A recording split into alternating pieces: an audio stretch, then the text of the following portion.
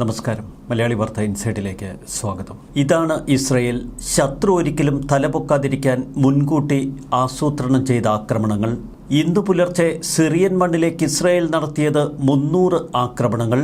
ചൊവ്വാഴ്ച പുലർച്ചെ സിറിയയിൽ ഇസ്രയേലിന്റെ വ്യോമസേന 300 ആക്രമണങ്ങൾ നടത്തിയെന്ന് ഇസ്രയേൽ ഔദ്യോഗികമായി സ്ഥിരീകരിച്ചു.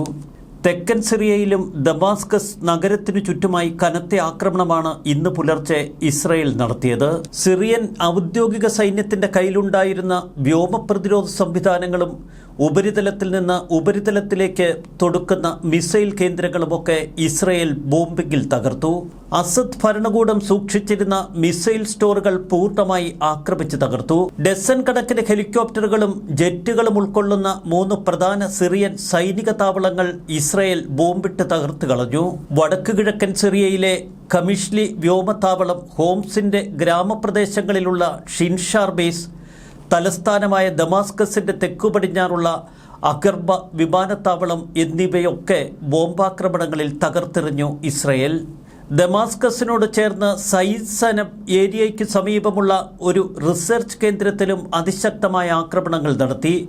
പ്രതിരോധ വകുപ്പിന് കീഴിലുള്ള ഒരു റിസർച്ച് സ്ഥാപനമാണിത്. ദമാസ്കസിന് 25 കിലോമീറ്റർ അടുത്തുവരെ ഇസ്രയേലി ടാങ്കുകൾ ചെന്നിരുന്നുവെന്ന് ഇപ്പോൾ വാർത്തകൾ പുറത്തുവരുന്നു. റോയിറ്റേഴ്സ് നൽകുന്ന റിപ്പോർട്ടുകളിൽ കൃത്യതയാർന്ന ചില ആക്രമണങ്ങളെക്കുറിച്ച് പ്രതിപാദ്യമുണ്ട്. ഇസ്രയേലിന്റെ വ്യോമസേന നിരവധി സിറിയൻ സൈനിക കപ്പലുകൾ അവരുടെ ഹോം പോർട്ടിൽ മുക്കിക്കളഞ്ഞു. സിറിയയുടെ നാവികസേനയെ നശിപ്പിക്കാൻ ഇസ്രയേൽ നാവികസേന ഒറ്റ രാത്രി കൊണ്ട് വലിയ തോതിലുള്ള ആക്രമണങ്ങൾ നടത്തി. നാവികസേനയുടെ പക്കൽ സൂക്ഷിച്ചിരുന്ന മിസൈലുകളാണ് കപ്പൽ ആക്രമണങ്ങളിലൂടെ തകർത്തത് എന്ന് ഇസ്രയേൽ അവകാശപ്പെടുന്നു. നിരവധി സിറിയൻ നാവിക കപ്പലുകൾ മിൻ അൽബൈദ ഏരിയയിലും ലദാഖിയ തുറമുഖത്തുമൊക്കെ ഇസ്രയേൽ ആക്രമണങ്ങളിൽ നശിച്ചു. അസദ് ഭരണകൂടത്തിന് കരുത്തായി നിന്ന ഔദ്യോഗിക സൈന്യത്തിന്റെ കയ്യിലുള്ള പൂർണ്ണ ആസ്തികൾ തകർക്കുകയാണ് തങ്ങളുടെ ലക്ഷ്യമെന്ന് ഇസ്രയേൽ പറയുന്നു. ഇത് വിമതസേനയുടെ പക്കലോ ഹിസ്ബുള്ളയുടെ പക്കലോ എത്തിച്ചേരാൻ പാടില്ല. ഇസ്രയേലിന്റെ കൈവശമുള്ള ഗോലാൻ കുന്നുകളിൽ 2/3 ഭാഗം മാത്രമാണ് 1973 യുദ്ധത്തിന് ശേഷം ഇസ്രയേൽ കൈവശപ്പെടുത്തി വെച്ചിരുന്നത്. എന്നാൽ ആ പ്രദേശം ഇപ്പോൾ ഇസ്രയേൽ വികസിപ്പിച്ചു. മൗണ്ട് ഹെർമോൺ അടക്കമുള്ള പ്രദേശങ്ങൾ ഇക്കുറി തങ്ങളുടെ വരുതിയിലാക്കാൻ ഇസ്രയേലിന് കഴിഞ്ഞു. ബഫർ സോണിനപ്പുറം സിറിയൻ പ്രദേശത്തേക്ക് ഇസ്രയേൽ സൈന്യം നുഴഞ്ഞു കയറിയതായി ഇസ്രയേൽ സൈനിക വക്താവ് തന്നെ ഔദ്യോഗികമായി പ്രസ്താവനയുമിറക്കി. ഇതിനിടയിൽ UN സെക്യൂരിറ്റി കൗൺസിൽ ശക്തമായ ഇടപെടലുകൾ നടത്തി.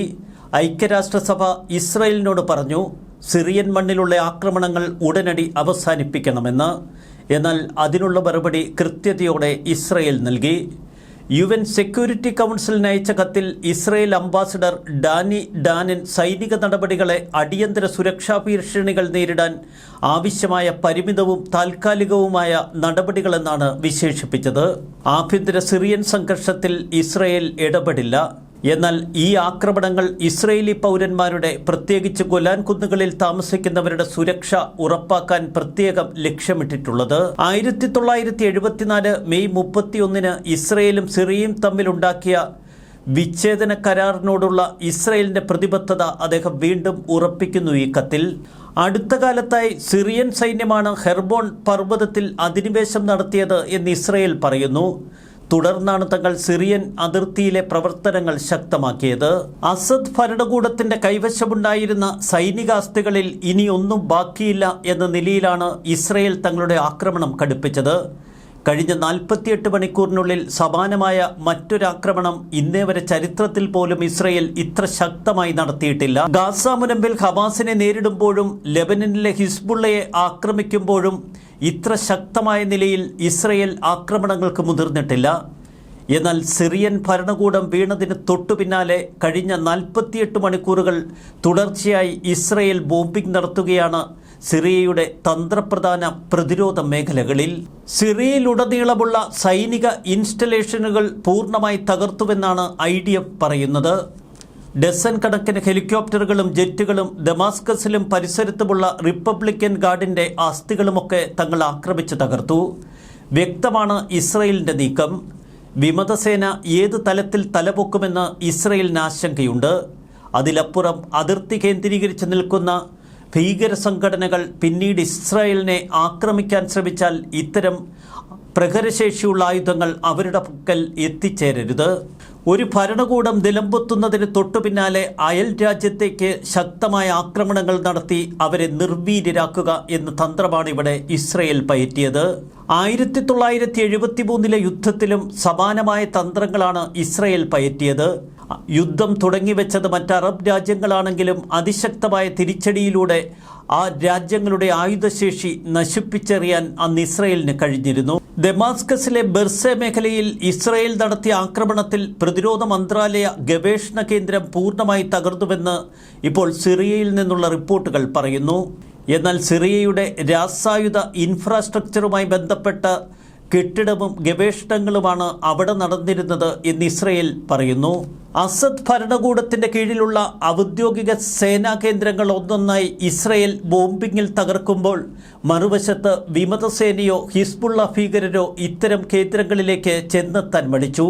ഈ കേന്ദ്രങ്ങളുടെ സുരക്ഷാ ചുമതലയുള്ള ഉദ്യോഗസ്ഥർ ജീവൻ ഭയന്ന് ഈ സ്ഥാപനങ്ങൾ വിട്ടോടി.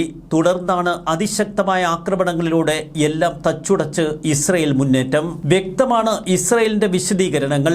തങ്ങളോട് ശത്രുത പുലർത്തുന്ന ശക്തികളുടെ കൈകളിൽ ഇത്തരം മാരകായുധങ്ങൾ ചെന്നുപെടുന്നത് ഞങ്ങൾക്ക് അപകടമുണ്ടാക്കും, ഞങ്ങളുടെ സുരക്ഷയെ അത് ബാധിക്കും. ഭാവിയിൽ ലെബനനിൽ നിന്നോ ഇനി സിറിയയിൽ നിന്നോ സമീപ വർഷങ്ങളിലൊന്നും സമാനമായ യാതൊരുവിധ പ്രതിരോധ ഭീഷണിയും നേരിടില്ല എന്നുറപ്പുവരുത്തുകയാണ് ഇവിടെ ഇസ്രയേൽ. എപ്പോഴും യുദ്ധതന്ത്രങ്ങളിൽ ഇസ്രയേലിന് ചില കണക്കുകൂട്ടലുകളുണ്ട്. വരുന്ന 13 വർഷക്കാലം അതാണെപ്പോഴും ഇസ്രയേലിൻ്റെയും മൊസാദിൻ്റെയും ഒക്കെ ലക്ഷ്യം. നീണ്ട 13 വർഷക്കാലം തങ്ങളുടെ രാജ്യം സുരക്ഷിതമാക്കി വയ്ക്കുകയാണ് ഓരോ മൊസാദ് തലവന്മാരും തങ്ങളുടെ ഔദ്യോഗിക ജീവിതത്തിൽ ഉറപ്പുവരുത്തുന്ന ഒരു കാര്യം. റഷ്യൻ സേനാ കേന്ദ്രമുള്ള ലതാക്കിയ തുറമുഖം ലക്ഷ്യമാക്കി ഇസ്രയേൽ നടത്തിയ അതിശക്തമായ ആക്രമണങ്ങൾ. എന്നാൽ പ്രതിരോധത്തിനോ ഒരു തിരിച്ചടിക്കോ റഷ്യയ്ക്ക് യാതൊരുവിധ ഇടപെടലും നടത്താൻ സാധ്യമല്ല എന്ന് തിരിച്ചറിഞ്ഞുകൊണ്ട് തന്നെയാണ് ഇസ്രയേൽ രൂക്ഷമായ ആക്രമണങ്ങൾ തുടർന്നത്. മറുവശത്ത് അസദ് ഭരണകൂടത്തെ താങ്ങി നിർത്തിയിരുന്ന ഇറാനെ പൂർണ്ണമായി സിറിയൻ മണ്ണിൽ നിന്ന് ഓടിച്ചു വിമതസേന. ഇനി ഇറാൻകാർക്ക് അവരുടെ ചവിട്ടുപടിയായി സിറിയയെ മാറ്റാൻ കഴിയില്ല എന്ന പ്രഖ്യാപനമാണ് ഇക്കഴിഞ്ഞ ദിവസം അൽ ജൊലാനിയുടെ ഭാഗത്തു നിന്നുണ്ടായത്. ഈജിപ്ത്, ഖത്തർ, സൗദി അറേബ്യ തുടങ്ങിയ രാജ്യങ്ങൾ ബഫർ സോണിലേക്കുള്ള ഇസ്രയേൽ കടന്നുകയറ്റത്തെ അപലപിച്ചു. ഈ നീക്കം സിറിയയുടെ സുരക്ഷ പുനഃസ്ഥാപിക്കാനുള്ള സാധ്യതകളെ നശിപ്പിക്കുമെന്നാണ് സൗദി അറേബ്യ പറഞ്ഞത്. സിറിയൻ മേഖലയിലേക്ക് തിങ്കളാഴ്ച 250 വ്യോമാക്രമണങ്ങൾ, ചൊവ്വാഴ്ച പുലർച്ചെ 300-ലധികം വ്യോമാക്രമണങ്ങൾ. സിറിയയുടെ കയ്യിൽ എത്ര രാസായുധങ്ങളുണ്ടെന്നോ അത് എവിടെ സൂക്ഷിച്ചു വച്ചിരിക്കുന്നോ എന്ന് ലോകത്തിനറിയില്ല. എന്നാൽ മുൻ പ്രസിഡന്റ് ബാഷർ അൽ അസദ് രാസായുധ ശേഖരം സൂക്ഷിച്ചിട്ടുണ്ടെന്നാണ് കരുതുന്നത്. 2014-നും 2018-നും ഇടയിൽ കുറഞ്ഞത് 106 തവണയെങ്കിലും സിറിയൻ ആഭ്യന്തര യുദ്ധത്തിൽ രാസായുധങ്ങൾ പ്രയോഗിച്ചിട്ടുണ്ട് അസദ് ഭരണകൂടം. സിറിയയുമായി അതിർത്തി പങ്കിടുന്ന ഇസ്രയേൽ അസദിന്റെ പതനത്തിനു പിന്നാലെ അതീവ ജാഗ്രതയിലാണ്. അസദിനെ വിമതർ അട്ടിമറിച്ചുവെങ്കിലും സിറിയൻ സർക്കാർ ഇപ്പോഴും പ്രവർത്തിക്കുന്നുണ്ട് എന്ന് പ്രധാനമന്ത്രി മുഹമ്മദ് അൽ ജലാലി തിങ്കളാഴ്ച പറഞ്ഞിരുന്നു. ആഭ്യന്തര യുദ്ധകാലത്ത് പലായനം ചെയ്തവർ സമാധാനമുള്ള ഭാവി പ്രതീക്ഷിച്ച് അയൽ രാജ്യങ്ങളിൽ നിന്ന് സിറിയയിലേക്ക് തിരിച്ചെത്തി തുടങ്ങി. ഇസ്രയേലിന്റെ കരസേന സിറിയൻ മണ്ണിൽ ഇത്രയധികം ദൂരം കടന്നു ചെല്ലുന്നത് കഴിഞ്ഞ 50 വർഷത്തിനിടയിൽ ആദ്യമെന്നാണ് ലോകമാധ്യമങ്ങൾ പറയുന്നത്. തുർക്കി പിന്തുണയുള്ള വിമതസേന ഫ്രീ സിറിയൻ ആർമിക്ക് തുർക്കിയുടെ വലിയ പിന്തുണ ഇപ്പോഴും ലഭിച്ചുകൊണ്ടിരിക്കുന്നു. അതുകൊണ്ട് തന്നെ കുർദിഷ് മേഖലയിലുള്ള ചില പ്രദേശങ്ങളിലേക്ക് ശക്തമായ ആക്രമണങ്ങൾക്ക് ഫ്രീ സിറിയൻ ആർമി തുനിഞ്ഞിരുന്നു. ശക്തമായി തിരിച്ചടിക്കുമെന്നാണ് സിറിയൻ ഡെമോക്രാറ്റിക് ഫോഴ്സ് പറഞ്ഞിരിക്കുന്നത്. വിമതസഖ്യം പരസ്പരം പോരടിക്കുമോ എന്ന ഭയം ലോകരാജ്യങ്ങൾക്കിടയിൽ. സൂക്ഷ്മതയോടെ കരുക്കൾ നീക്കി ഇസ്രയേൽ തങ്ങളുടെ സുരക്ഷ ഉറപ്പുവരുത്തുന്നു. മറുവശത്ത് അൽറ്റാൻഫ് മേഖല കേന്ദ്രീകരിച്ച് പ്രവർത്തിക്കുന്ന വിമതസഖ്യവുമായി അമേരിക്ക കൂടുതൽ ശക്തമായ സഖ്യത്തിനുള്ള ശ്രമങ്ങൾ തുടങ്ങി. വടക്കൻ സിറിയയിൽ ശക്തമായി നിലകൊള്ളുന്ന കുർദ് സേനാ വിഭാഗങ്ങൾ ഇപ്പോഴും അമേരിക്കയുടെ സഖ്യകക്ഷികൾ തന്നെ. അതുകൊണ്ട് തന്നെ അമേരിക്കയുടെ ഇടപെടലുകളില്ലാതെ സിറിയൻ മണ്ണ് ഇനി മുന്നോട്ടു പോവില്ല എന്ന് വ്യക്തമാവുകയാണ്. അസദ് ഭരണകൂടം നിലംപൊത്തിയതോടെ ഇറാന്റെയും റഷ്യയുടെയും ഒക്കെ സ്വാധീനം പൂർണ്ണമായി അസ്തമിച്ചിരിക്കുന്നു. വിമതസേന ഇനി ഏത് തലത്തിൽ പ്രവർത്തിക്കും എന്ന സംശയങ്ങൾ ശക്തമാണെങ്കിലും ആയുധങ്ങൾ നിർവീര്യമാക്കുന്നതിൽ ഇസ്രയേൽ വിജയിച്ചിരിക്കുന്നു. ഇതും മറ്റൊരു അമേരിക്കൻ തന്ത്രം തന്നെ. ന്യൂസ് ഡെസ്ക് മലയാളി വാർത്ത ഇൻസൈഡ്.